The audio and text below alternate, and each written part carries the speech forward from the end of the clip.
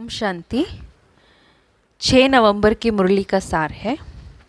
बाबा ने हम बच्चों को कहा कि हम अभी इस समय गॉडली सर्विस पर है, तो हमारा काम है कि हम सबको सुख का रास्ता बताएं और स्कॉलरशिप लेने का हम पुरुषार्थ भी करें।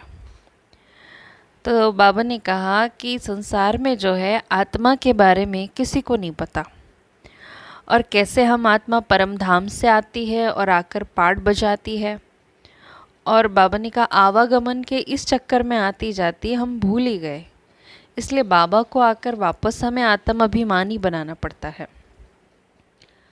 और मनुष्य के जन्मों के बारे में भी बाबा ने कहा कि ज़्यादा से ज़्यादा कोई 84 जन्म ले सकता है, मिनिमम कोई कम से कम 1 या 2 जन्म भी ले सकता है।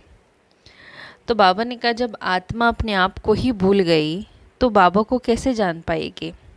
जब तक बाबा ना आए और आकर के पूरा ज्ञान ना दे तब तक तो बाबा कहते हैं कोई सही तरीके से नहीं पहचान सकता, क्योंकि उन्होंने हमसो का अर्थ भी गलत पहचान लिया है।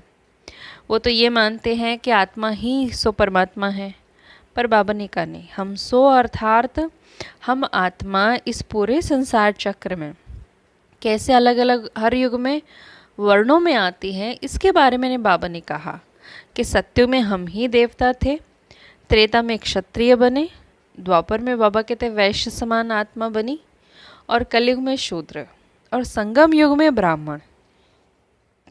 तो ब्राह्मण कुल की भी बाबा कहते बहुत महिमा है, क्योंकि संगम युग की महिमा अगर देखा जाए ना, सारे युगों में सर्वश्रेष्ठ युग है। और बाबा ने ये भी कहा कि ये कल्याणकारी पुरुषोत्तम संगम युग है। तो भले इस समय जो है ना तो कौरवों की राजाई चलती है, ना ही ब्राह्मणों की चलती है। संसार में लोग, बाबा ने कहा कि माता पिता कह के याद तो करते हैं, तो ज़रूर बाबा इस संसार में आए होंगे और आकर के हर आत्मा को इतना सुख दिया होगा, उस सुख की वासना आत्मा के अंदर बस गई। इसलिए जब कभी उसे दुख भी होता है तो बाबा को याद करती है आत्मा। हमारे बच्चों की बुद्धि में ये ज्ञान बाबा कहते हैं अच्छी रीति रहनी चाहिए, रहता है। और बाबा ने कहा कि बुद्धि में ये चक्र लगाते रहे, इसलिए हम बच्चों को बाबा स्वदर्शन चक्रधारी भी कहते हैं। और इस समय हमें ज्ञान का तीसरा नेत्र भी मिला है। तो बाबा कहते हैं ब्राह्मण कुल जो है ना, ब्रह्मा की जो हम संतान बने हैं, ये सबसे ऊंच कोटि के हैं।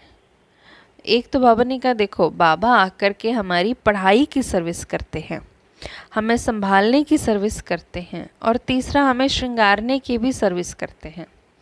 असल में देखा जाए तो हम बच्चे अब ऑन गॉडली सर्विस ओनली, अर्थात इस ईश्वरीय रूहानी सेवा में ही रहना है। बाबा आए हैं हम बच्चों की सर्विस के लिए, हमें सुख का रास्ता बताने के लिए। भले भक्ति मार्ग में हमने 2500 वर्ष बहुत बुलाया बाबा को कि आप आओ, आकर के हमें रास्ता बताओ।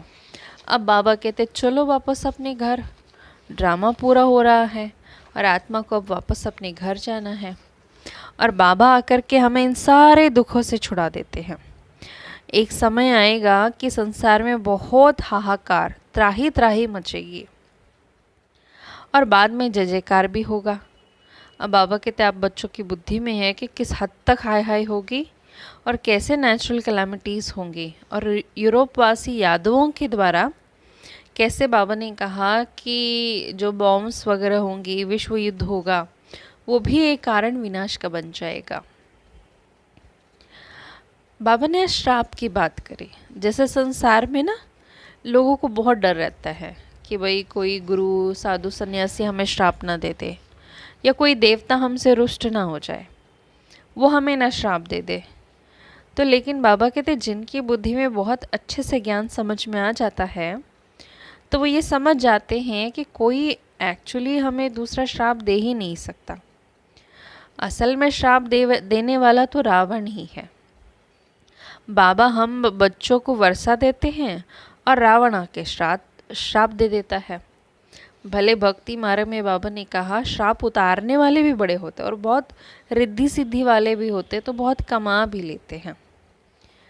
तो लेकिन बाबा कहते हैं कि असल में जो सच्चा भगत होगा वो ऐसे कामों में नहीं, कभी भी नहीं जाएगा।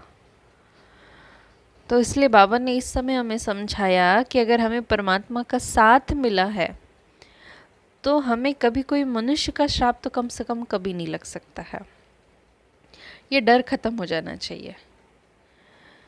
तो ब्रह्मा और विष्णु का कनेक्शन के बारे में भी संसार में नहीं जानते कि ब्रह्मा ही बाद में विष्णु बनते हैं और विष्णु ही बाद में ब्रह्मा बनते हैं।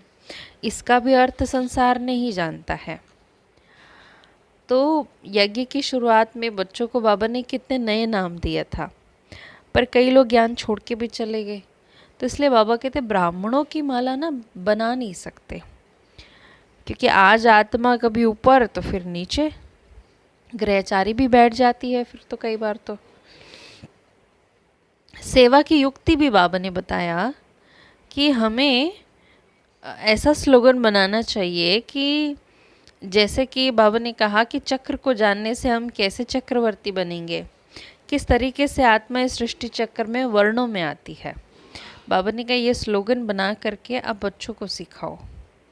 वास्तव में बाबा कहते हैं सबसे ज़्यादा वैल्यू तो आप बच्चों की है, क्योंकि इस वर्ल्ड ड्रामा में आत्मा पूरा हीरो हीरोइन का पार्ट बजाती है, पूरा 84 जन्मों का ऑलराउंड पार्ट बजाती है।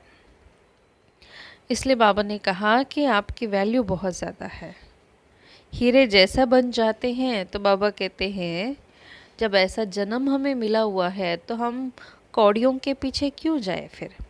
हाँ, बाबा ये भी नहीं कहता कि आप घर बार ही छोड़ दो, गृहस्थ व्यवहार में भले रहो परंतु कमल फूल समान पवित्र रहेंगे, ज्ञान को धारण कर दैवी गुणों की धारणा करेंगे तो बाबा कहते हैं आप ही हीरे जैसा बन जाएंगे। फिर तो लक्ष्य हमेशा सामने होना चाहिए और इस पढ़ाई में हमारा लक्ष्य हो कि हम स्कॉलरशिप ले, पास विद ऑनर बन सके। फिर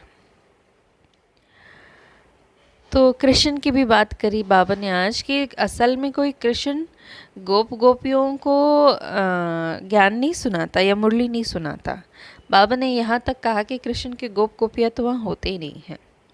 वो तो इस समय की बात है कि बाबा हम गोपियों को ज्ञान का मुरली सुनाते हैं। हमें 3 संबंध बाबा के साथ पक्का करना है। तो एक तो पिता का, टीचर का और सदगुरु का। जब सदगुरु नहीं मिला तो दुनिया में लोगों ने लौकिक देहधारी गुरु करना शुरू कर दिया। बाबा कहते हैं अभी हमें किसी भी देहधारी से, किसी और से मांगने की ज़रूरत ही नहीं है। बाबा यहाँ तक कहते हैं कि मांगने से तो मरना भला, और हमें अपना तन मन धन संपूर्ण तरीके से इस समय प्रभु पर अर्पण करना है। और अभी तक तो हमने भक्ति मार्ग में इनडायरेक्ट किया, लेकिन बाबा कहते हैं डायरेक्ट और इनडायरेक्ट में भी बहुत फ़र्क होता है। यहाँ डायरेक्ट करने से तो कई जन्मों तक मिलेगा, इनडायरेक्ट भी किया तो वो किसी आत्मा के साथ कहीं ना कहीं हिसाब किताब तो बन ही जाता है। इसलिए बाबा कहते हैं कि वो तो बेसमझी से करते हैं। यहाँ हम बच्चों को समझ मिली है, बुद्धि में है कि बाबा तो इस समय कमाल करते हैं, तो ज़रूर क्यों ना हम बेहद के बाप से पूरा वर्षा लेवे। फिर बाबा ने आज कहा, फिर याद दिलाया कि बैज होगा तो आप बहुत अच्छी सर्विस कर सकते हैं, और ये अर्थ सहित बैज बने हुए हैं। तो ये जिया दान देने वाले चित्र हैं। इसकी वैल्यू अभी किसी को नहीं पता, लेकिन बाबा को हमेशा ना बड़ी चीज़ पसंद आती है। अच्छा, वरदान है आज का। सर्व खजानों की इकोनॉमी का बजट बनाने वाले महीन पुरुषार्थी भव। जैसे लौकिक रीति में यदि इकोनॉमी वाला घर न हो तो वो भी ठीक रीति से नहीं चल सकता, ऐसे ही यदि निमित्त बने हुए बच्चे इकोनॉमी वाले नहीं होते हैं तो सेंटर भी ठीक नहीं चलता। तो वो हद की प्रवृत्ति है, अब ये बेहद की प्रवृत्ति है। तो बाबा ने कहा ऐसे सूक्ष्म में हमें चेक करना है कि संकल्प, बोल और शक्तियों में क्या क्या हमने एक्स्ट्रा खर्च किया। जैसे धन खर्चते वक्त हम बहुत ध्यान रखते हैं कुछ भी एक्स्ट्रा ना हो, ऐसे बाबा कहते हैं आप अपने संकल्प बोल शक्तियों में चेक करो कि एक्स्ट्रा तो नहीं खर्च हुआ। जो सर्व खजानों की इकोनॉमी का बजट बनाकर उसी अनुसार चलते हैं उन्हें ही महीन पुरुषार्थी कहा जाता है। तो उनका कोई भी चीज़ व्यर्थ नहीं जा सकता। स्लोगन, स्नेह के खजाने से माला माल बन, सबको स्नेह दो और स्नेह लो। ओम शांति।